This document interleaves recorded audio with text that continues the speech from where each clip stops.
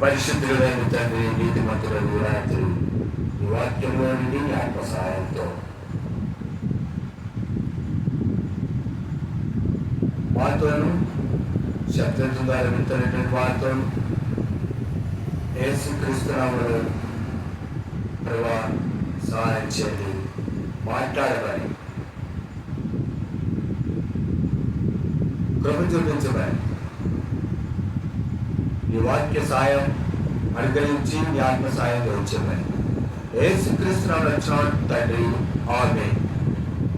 దేవుని యొక్క వాక్యాన్ని చదువుకుందాం. యోహాను గారు రాసిన మొదటి పత్రిక 3వ అధ్యాయము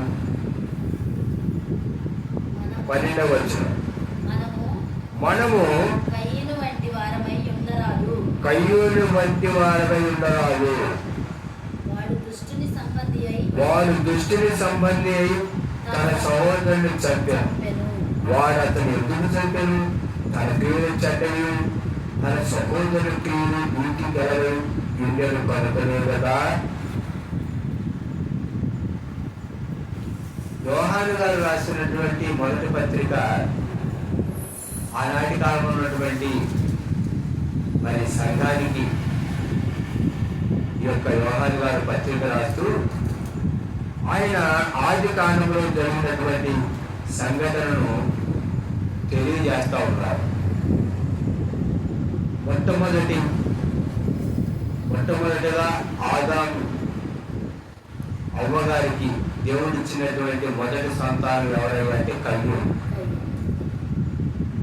ఆదాము గారు ఆమె అవుతుందంటే నేను యెహోవా దేవుని ఒక కుమారుని సంపాదించుకున్నాను అని అంటుంది. కన్నదాము మొట్టమొదటిగా కన్నటువంటి మానవుడి పేరు ఏంటంటే కయ్యూను. కయ్యూను తన తమ్ముడు హేబేలు. అది మనకందరికీ తెలిసినటువంటి విషయం. మరి ఇక్కడ ఉన్నటువంటి సంఘానికి యోహాను గారు పరిశుద్ధాత్మ దేవుడు ఆది కాండములో ప్రారంభంలో జరిగినటువంటి సంఘటనను ఇక్కడ కోట్ చేస్తూ రాస్తా ఉన్నారు. ఇక్కడ దేవుని యొక్క వాక్యంలో మనం చదువుకోవాల్సిన విషయం ఏంటంటే మనము కయ్యూను వంటి వారమై ఉండరాదు. మనం ఎవరిలాగా ఉండకూడదంటే కయ్యూనులాగా ఉండదు. కయ్యూను ఎవరంటే ఆయన భూమిని సేద్యపరిచేవాడు. కయ్యూను వ్యవసాయం చేసేవాడు. తన తమ్ముడైనటువంటి హేబేలు గొర్రెలు కాచేటటువంటి వాడు. అయితే కయ్యూను దేవుడికి కానుక తెచ్చాడు, హేబేలు దేవుడికి కానుక తెచ్చాడు. కయ్యూను తీసుకొచ్చినటువంటి కానుకను దేవుడు అంగీకరించలేదు, హేబేలు తీసుకొచ్చిన కానుకను దేవుడు అంగీకరించాడు. ఎందుకు అంగీకరించారు, ఎందుకు అంగీకరించలేదు అంటే కానుక కాదు దేవుడు కావాల్సింది, కానుక ఇచ్చేటటువంటి మనిషి యొక్క మనసు అనేది ముఖ్యం. ఎప్పుడైతే తన తమ్ముడైనటువంటి హేబేలు గారి యొక్క కానుకను దేవుడు అంగీకరించాడో అప్పటి నుండి కయ్యూనుకి తన తమ్ముడైన హేబేలు మీద కోపం వచ్చింది. కోపం, అసూయ, ద్వేషం, పగ ఇవన్నీ కలిసి ఏం చేశారంటే తన తమ్ముడైనటువంటి హేబేలు మీద పగ పెంచుకొని కయ్యూను తన తమ్ముడితో పొలంలో మాట్లాడుతూ ఉన్నప్పుడు ఏం చేశారంటే తనలో ఉన్నటువంటి కోపం, అసూయ, పగ, ద్వేషం ఎక్కువై తన సహోదరుడైనటువంటి హేబేలుని చంపేశారు, నరహత్య చేశారు. అదేంటంటే అప్పుడు దేవుడు అన్నాడు, నీవు చేసినటువంటి పని ఏంటి? కయ్యూను నీ తమ్ముడైన హేబేలు ఎక్కడా అంటే నేను నా తమ్ముడికి కావాలి అన్నాడు. ఏం సమాధానం? దేవుడితో చెప్పేది తలపేసి సమాధానం. నీ తమ్ముడు యొక్క రక్తం నేల నుండి మొదలుపెడతా ఉంది కాబట్టి నువ్వు దేశమై ఉంటావు అని దేవుడు వెంటనే చెప్పించారు. దేవుడితో మాట్లాడే పద్ధతి అదేనా? కనుక జాగ్రత్తగా దేవుడితో మాట్లాడాలి, తలపేసి సమాధానం చెప్పారు. దేవుని యొక్క వాక్యం కూడా చెప్తా ఉంది, నీకు నీ సహోదరుని మీద కోపం ఉంటే అది సూర్యుడు అస్తమించే వరకు నీ కోపం అవ్వాలి, చల్లారిపోవాలి. అదేమిటరా కోపం, పాపం, కోపం, ద్వేషం. కోపం తెల్లవారితే అంటే అది ద్వేషం, పగ, అసూయ, అవన్నీ వచ్చాయి. సూర్యుడు అస్తమించే లోపలే నువ్వు అమ్మవారి సమాధానపడ. సూర్యుడు అస్తమించిన తర్వాత సమాధానపడకుండా అలాగే ఉంటే నీ మనసులో అది ఎదుటి మీద ద్వేషం, పగ, అసూయ అనేది నీ అంతరంగంలో ఏమైపోతే పెరిగిపోతుంది. అలాగే కయ్యూరు తన తమ్ముడైన ఏబేలు మీద కోపం, అసూయ, పగ, ద్వేషం అన్నీ పెరిగిపోయాయి. ఏబేలు నా తమ్ముడు అర్పణను దేవుడు అంగీకరిస్తారా, నా అర్పణను దేవుడు అంగీకరించడా అని అతను చంపేశారు. ఇక్కడ దేవుడి వాక్యం ఏమని చెప్తా ఉంది? వారి దుష్టుని సంబంధి తన సహోదరుని చంపాను. ఎవరు? కయ్యూరు దుష్టుని సంబంధి. అపవాదికి అవకాశం ఇచ్చినటువంటి మనసు కలిగినటువంటి వాడు కయ్యూరు. దుష్టుడి సంబంధి వాడు, అందుకనే తన సహోదరునటువంటి ఏబేలును చంపారు. ఈనాడు అనేకులు కయ్యూరు వంటి వారుగా ఉన్నారు. ఈనాడు అనేకులు కయ్యూరు పడినటువంటి మనసు ఉంది. అదే మనసు అంటే అపవాది యొక్క మనసు. మనం కయ్యూరు వంటి వారుగా ఉండలేము. మనం ఎవరిలాగా ఉండాలి? ఎవరిలాగా ఉండాలంటే ప్రభువైనటువంటి యేసుక్రీస్తు వారు కలిగినటువంటి మనసు కలిగి ఉండాలి. తను అప్పగించబోతున్నటువంటి ఇస్కరియోతు యోధాను కూడా చెలికాడా అని పిలిచి యేసుక్రీస్తు ప్రభువారిని గుర్తుపెట్టినప్పుడు యోధా మరి చెలికాడా అన్నప్పుడు కూడా ఇంకా తను అప్పగించబోతున్న యోధాను కూడా ప్రేమించి అతనిలో పశ్చాత్తాపం వచ్చి దేవాన్ని ఎదురు చూసినటువంటి యేసుక్రీస్తు ప్రభు వంటి మనసు కలిగి మనం ఉండాలి. మనం యేసుక్రీస్తు ప్రభు వారిలాగా ఉండాలి. అంతేగాని కయ్యూరులాగా మనం ఉండగలుగుతాం అని దేవుని వాక్యం రాత్రి మనల్ని హెచ్చరిస్తాము. వాడు అతను ఎందుకు చెప్పాడు? ఎందుకు చెప్పాడు అసలు కయ్యూరు? ఎందుకు చెప్పాడు? కయ్యూరు తన తమ్ముడైన ఏబేలు ఎందుకు చెప్పాడు? దేవుని వాక్యం చెబుతున్నటువంటి సత్యం ఏంటంటే తన క్రియలు చెడ్డలు, తన సహోదరుని క్రియలు నీతిగా కనుగొనే కదా. ఎందుకు చెప్పాడంటే తన సహోదరుడు మంచిగా బతుకుతున్నాడు. తన సహోదరుడు మంచిగా ఉన్నాడు కాబట్టి, నేను చెడ్డగా ఉన్నాడు కాబట్టి నాకులాగే వాడు కూడా చెడ్డగా ఎంచుకోవాలని వాళ్ళు చెప్పింది. ఈరోజు సమాజంలో పరిస్థితి మంచిగా బాగుపడి ఉన్నటువంటి వాడిని చూస్తే వాడు ఎందుకు బాగుపడి మంచిగా ఉండరు, నాకులాగా ఎందుకు వాడు చెడిపోలేదు, వాడు నాకులాగా మంచిగా ఉండకూడదు, వాడు చెడిపోవాలి, వాడు బాగుపడకూడదు, నాడు నాకు కావాలా. ఎందుకు పాపం? ఎందుకు పాపం అంటే నాకులాగా ఎందుకు ఉంటాం, వాడు ఎందుకు మంచి తయారైంది, ఎందుకు మంచిగా ఊరుపాటు అనేది ఉన్నాయి, భార్య పిల్లలు ఎందుకు సంతోషం సమాధానం ఉండదు అంటే వాడు నాకులాగే ఉండాలి. అది తన సహోదరుని క్రియలు మంచివి, తాను చెడ్డవాడు కనుకొని తన సహోదరుని చెప్పాడు. ఇది చెప్పాడు, అదిగా చెప్పాడు. ఈనాడు అనేకులు చూడండి, ప్రభువైన యేసుక్రీస్తు వారి గురించి చెప్తా ఉన్నప్పుడు మరి కొంతమంది వారి యొక్క అంతరంలో మార్పు కలిగి వారు ప్రభువైన యేసుక్రీస్తు వారి కోసం జీవిస్తూ ఉన్నారు. అందుకే చాలా మంది ప్రభువైన యేసుక్రీస్తు గురించి చెప్తా ఉంటే మాకెందుకు దేవుని వాక్యం చెప్తున్నారు, నేనేమో మాకు చెప్పదు అంటున్నారు. విని మార్పు కలిగి జీవించే వాళ్ళు జీవిస్తున్నారు, వినకుండా ఉండేటటువంటి వాళ్ళు ఉంటూ ఉన్నారు. కనుక ఈ రాత్రి దేవుడు వాక్యం ద్వారా మనతో మాట్లాడుతున్నారు. రెండు రకాల మనుషులు ఉన్నారు సమాజంలో. ఒకళ్ళు దేవుని వాక్యం ప్రకటించబడినప్పుడు విని నేను మారాలి, నేను ప్రభువైన యేసుక్రీస్తు వారి కొరకు జీవించాలి, నాలో మార్పు రావాలి, నేను నిత్యజీవంలోకి వెళ్ళాలి అని ఆలోచన కలిగినటువంటి వాళ్ళు మారి ఎంత ఇరుకైనా ఇబ్బంది అయినా కష్టమైన దేవుని వాక్యం ప్రకారం జీవించి పరిశుద్ధాత్మ దేవుడి యొక్క సహాయం తీసుకొని విశ్వాసాత్మ జీవితంలో ముందుకు సాగుతారు. ఆ దేవుని వాక్యం జీవితం నాకేందుకు నా బతుకు నేను బతుకుతా అనుకున్న వాళ్ళు ఆ విధంగా బతికి ఆ విధంగా జీవితారు. ఇక్కడ ఏవేరు దేవుడి దృష్టిగా జీవించారు, కయ్యూను దేవుడి దృష్టిగా జీవించలేదు. అంటే ఏవేరు ఏదోటి దేవుడికి ఇస్తే సరిపోతాడు అనుకోవాలి, కయ్యూను ఏదోటి దేవుడికి ఇస్తే సరిపోతాడే అనుకున్నారు కానుక. కానీ ఏ దేవుడు శ్రేష్టమైనది ఇచ్చారు కనుక మనం దేవుడికి ఎటువంటి ఇవ్వాలంటే శ్రేష్టమైనది ఇవ్వాలి. ఏదో ఇచ్చామన్నట్టు ఇవ్వకూడదు కయ్యూనులా.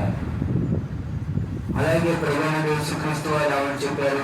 యోహాను సువార్త 15వ అధ్యాయం చూడండి ఒకసారి. 15వ అధ్యాయం 18వ వచనం.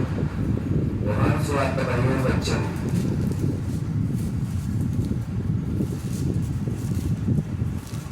యోహాను సువార్త 15వ అధ్యాయం.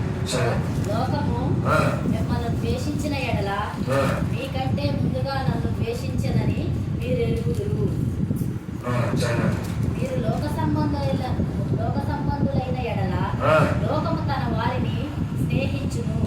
అయితే మీరు లోక సంబంధులు కారు, నేను మిమ్మల్ని లోకంలో నుండి ఏర్పరచుకొంటిని, అందుచేతనే లోకము మిమ్మల్ని ద్వేషించుచున్నది.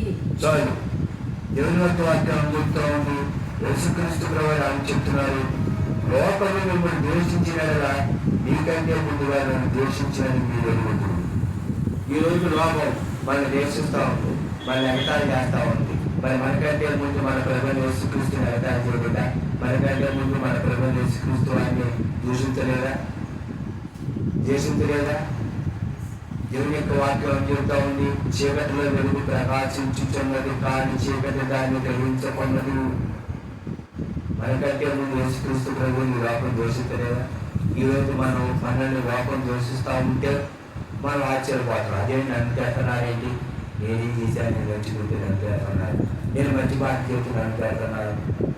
నీకంటే ముందు యేసుక్రీస్తు ప్రభువుని తిట్టారు, నీకంటే ముందు యేసుక్రీస్తు ప్రభువుని దోషించారు. అందుకని మీరు కూడా ద్వేషిస్తా ఉన్నారు. లోకము మీరు లోక సంబంధులైన ఎడల లోకము తన వారిని స్నేహించును. మీరు లోక సంబంధులైతే లోక సంబంధులైతే మీరు లోక సంబంధులైన లోకం తన వారిని స్నేహించును. మీరు కూడా లోకస్తులు అనుకోండి. లోకం ఏం చేస్తుంది? మిమ్మల్ని ప్రేమించింది, స్నేహించింది.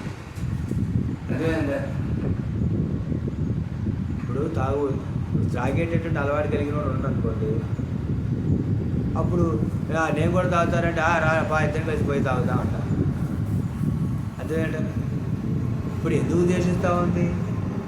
నేను తాగను బాబు, నేను దేవుడి కొరకు జీవించాలి, పరిశుద్ధంగా యథార్థంగా నమ్మకం, నువ్వు తాగంటే ఎందులో నువ్వు పెద్ద పరిశుద్ధులు అయిపోయివా? ఇదివరకు తాగిన మాట ఇప్పుడు పెద్ద పరిశుద్ధుగా సరే చూద్దాం, నేను కూడా ఎంతగానో అని అంటారు లోకస్తులు, ద్వేషిస్తారు. ఇంకేం చెప్తాను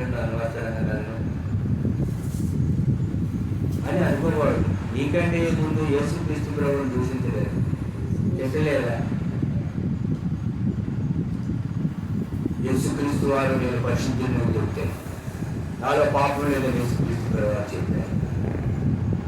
ఆయన ద్వేషించారు, ఆయన తిట్టారు. నువ్వు దేవుని కుమారుడా అన్నారు. 5 కింద దిగు అన్నారు. మరి యేసుక్రీస్తుని ద్వేషించినటువంటి లోకం నిన్ను నన్ను ద్వేషించేవాడు ద్వేషిస్తూ ఉంటారు. అదే అంటారు, చాలామంది చెప్తూ ఉంటారు, చాలామంది అంటూ ఉంటారు, అయ్యగారు ఒక్కడే పరిశుద్ధుడురా, ఆయన ఒక్కడే పెద్ద నీతి చదువుతుంది, నేనే పెద్ద పై నీతి దిగొచ్చింది. అయ్యగారులు ఎవరో తప్పు చేయట్లేదా? నేను పెద్ద మంచి నీతిమంతుడా, నేనేదో మంచోడు కాదు, ఏదో చదువుతున్నట్ట అంటారా? అంటారు. పెద్ద నీతిమంతుడు పెద్ద దిగొచ్చు అంటారు. లోకం తన వారిని స్నేహించింది. లోకాన్ని బదులు మీద బదులు చేసుకోవాలి రారా అని స్నేహం కలిగి ఉంటుంది. అందుకే యేసుక్రీస్తు ప్రభువారు ఉన్నారు, మీరు లోక సంబంధులైన లోకం తరవాన్ని చేయొచ్చు, అయితే మీరు లోక సంబంధులు కాదు, నేను మిమ్మల్ని లోకంలో ఏర్పరచుకుంటుంది. యేసుక్రీస్తు ప్రభువారు పాపములో శాపంలో బ్రతికినటువంటి నిన్ను యేసుక్రీస్తు ప్రభువారు ఏం చేశారంటే ఏర్పరచుకున్నారు. నేను ఏర్పరచుకున్నారు యేసుక్రీస్తు ప్రభువారు. అదేనంటే అందుచేతనే లోకం మిమ్మల్ని ద్వేషించుతుంది. అందుకే లోకం నేను ఏం చేస్తా ఉంది, ద్వేషిస్తా ఉంది. నీవు రక్షించబడ్డావంటే నీ వెనకాల దేవుని యొక్క ప్రణాళిక, దేవుని యొక్క చిత్తం, దేవుడు నిన్ను ఏర్పరచుకున్నాడు అనే విషయాన్ని నువ్వు గ్రహించాలి. ఏదో ఆకతాయిగా ఏదో మందిరానికి నువ్వు రాలా, ఎవరో చెప్తేనే నువ్వు దేవుని యొక్క సన్నిధికి రాలా. వాళ్ళు చెప్పినా వాళ్ళ మాటలను విని దేవుని యొక్క సన్నిధికి వచ్చావంటే దాని వెనకాల దేవుని యొక్క ప్రణాళిక ఉంది, దేవుని యొక్క చిత్తం ఉంది. యేసుక్రీస్తు ప్రభువారు నిన్ను ఏం చేసుకున్నారంటే ఏర్పరచుకున్నారు. అది నువ్వు అర్థం చేసుకోవాలి. ఓహో, నా పట్ల దేవుడి ప్రణాళిక ఉందా, దేవుడు నన్ను నియమించుకున్నాడా, దేవుడు నన్ను ఏర్పరచుకున్నారా, అందుకే లోకం నన్ను ద్వేషిస్తూ ఉందా. ప్రభువైన యేసుక్రీస్తును సొంత రక్షణగా అంగీకరించండి. ఆయనలోనే పాప క్షమాపణ, ఆయన ద్వారా పరలోక రాజ్యానికి వెళ్తారు, ఆయనే రక్షకుడు అని చెప్తా ఉంటే అంగీకరిస్తున్నారా? అంగీకరించట ద్వేషిస్తా ఉన్నా. ఎందుకు యేసు ప్రభు గురించి చెప్తున్నారు మా అని అంటా ఉన్నా. అర్థం నువ్వు చెప్తున్నారండి మేమేనో అంటున్నారు కొంతమంది. నువ్వు విన్నా వినపోయినా యేసుక్రీస్తు దేవుడని సత్యాన్ని చెప్పాలి. కనుక ఈ రాత్రి దేవుడు వాక్యం ద్వారా మాట్లాడుతూ ఉన్నారు. నీవు ఎవరిలాగా ఉండాలని దేవుడి వాక్యం చెప్తా ఉందంటే నీవు ప్రభువైన యేసుక్రీస్తు వారి యొక్క మనసు కలిగి ఉండాలి. అంతేగాని నువ్వు కయ్యూలాగా మొట్టమొదట పుట్టినటువంటి అంటే మొదట ఆదాము అవ్వగారు కన్నటువంటి ప్రథమ సంతానమైనటువంటి కయ్యూలు ఏమయ్యాడంటే నరహంతకుడు అయ్యాడు. అదే కదా, అందుకని యేసుక్రీస్తు ప్రభువారు ఆమె చెప్పారు, నరహత్య చేయవద్దు అని చెప్పబడిన మాట మీరు విన్నారు కదా. నేను విన్నాను, నరహత్య చెబుతాను. నేను మీతో చెప్పినది ఏమనగా, ఒక మనిషిని చూసి వ్యర్థుడా, ద్రోహి అంటే ఏం చేసినట్టు నరహత్య చేస్తాడు. ఇప్పుడు మిమ్మల్ని చూసి వ్యర్థుడా అంటే ఏమని చేసినట్టు నరహత్య చేసి, మిమ్మల్ని చూసి ద్రోహి అంటే నరహత్య చేసినట్టు. ఎందుకు పనికిరావు వేస్ట్ ఫెలో అంటే ఏం చేసినట్టు నరహత్య చేసినట్టు. ఆ కాలంలో కత్తిపెట్టి పొడిచి చంపితే నరహత్య. ఇప్పుడు కత్తిపోటు లాంటి మాట, కత్తితో పడవక్కర్రా, కత్తితో పోలిస్తే ఎంత బాధ కలిగింది. అవును, కత్తితో కొడితే అది బాధ కలిగింది. బాధ కలుగుతుంది కదా, రక్తం కాస్తుంటే నొప్పి వచ్చిందే రాదా. కత్తితో కొడితే ఎంత బాధ కలిగిందో, కత్తి పోటు లాంటి మాటలు అంటే కత్తితో కొడితే ఎంత బాధ కలిగిందో అట్లాంటి మాటలు మాట్లాడతారు ఈరోజు. అదే కదా, అట్లా మాట్లాడతారు జనం, గమ్ముకుని మాట్లాడతారు. నాకేందుకులే అమ్మా అంటారు. అంటే సంగతి అదే. అందుకే దేవుడు వాక్యం అంటుంది, కత్తిపోతు లాంటి మాటలుగా మాట్లాడారు కదా. కయ్యూని ఇద్దరు మాట్లాడుకుంటున్నారు, పొలంలో మాట్లాడుతూ ఉన్నారు. కయ్యూరు మాట్లాడుతూ ఉన్నారు, ఏదో మాట్లాడుతున్నారు, ఏదో చెప్తూ ఉండొచ్చు. కయ్యూరికి కోపం వచ్చేసింది. ఏంటి మంచి అధ్యవుతున్నా అని స్టెప్ దేవుడు వాక్యం చెప్తుంటే ఏం చేశారు, మీరు ఇట్లాంటి వాళ్ళు అట్లాంటి వాళ్ళు రాగానే మీరు బాగా చేసి పని దొరికారు. నాకు చెప్పించిన చూడండి కుటుంబాలు గమకం మాట చెప్పారు కొన్ని అవుతారు. అవుతారు నాకు చెప్పేదాన్ని పోయేవారు నువ్వు అంటే అంటే. కనుక ఈ రాత్రి దేవుడి వాక్యం చెప్తా ఉంది, మనము కయ్యూరు వంటి వారము.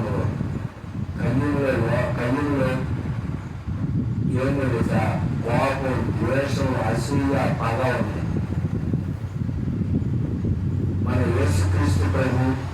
వారమే ఉండాలి. ఆయనను ఏంటి తెలుసా? ప్రేమ, జాలి, దయ, కరుణ, కనికరం, కటాక్షం, కృప. అదే కనుక అలా ఉండాలని దేవుని యొక్క వాక్యం ఈ రాత్రి మనను ప్రేమపూర్వకంగా హెచ్చరిస్తాను. కైలు లాంటి స్వభావం ఉన్న ఈ రాత్రి అది నువ్వు దేవుని యొక్క సన్నిధిలో యేసుక్రీస్తు ప్రభుని కొరకు సెలవులు పెట్టావు. రక్తం కాస్తున్నావు, రక్తం కాచావు, ప్రాణం పెట్టావు. ఆయన ప్రాణత్యాగాన్ని గుర్తించి నువ్వు ప్రభు నాలో ఉన్నటువంటి కన్నీరు లాంటి మనసు తీసావు. నీ మనసు నాకు కావాలి.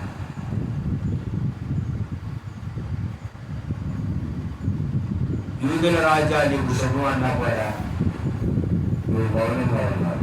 అటువంటి మనసు నాకు దయచేయని దేవుడికి సరిగ్గా ప్రార్థించాలి. అంటే కృప ప్రభావం గురించి కాక